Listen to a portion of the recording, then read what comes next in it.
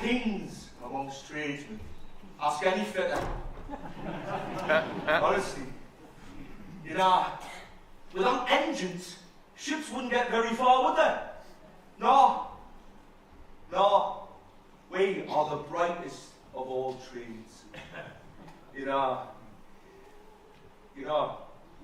back in the day, I used to work for my Uncle John.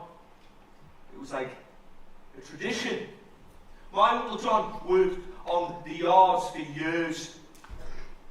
It was like he knew everything about engineering. It's like he knew everything about the Doxford engine. I was like, eh? He was a great guy, honestly. It's about family tradition. You don't really get that anymore now. You can always trust that a fitter will do a good job, not like some of these other lads. No, not like some of these other lads. They'll pinch anything out if it wasn't nailed down. You see, there's this one lad, Harry, let's not mention his surname in case you know. He pinched loads of paint from the Ark Royal, HMS, and it was enough to paint the Tyne Bridge. He painted his house inside out. It was a bit of giveaway, like, because it was Battleship Greek. But, you should have seen the security guard's face, like.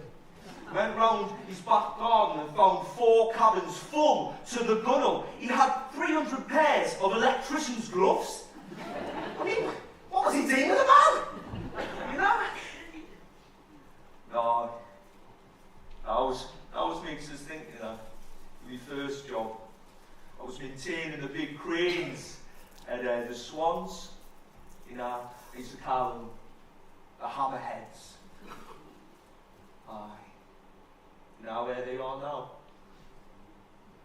In India, in the Sound. It's me on thinking about it, really. But no, I'd like to think of my Uncle John, you know, I like to try and dress like him. He'd always have a shirt and a tie if he was going to the club on a Saturday night.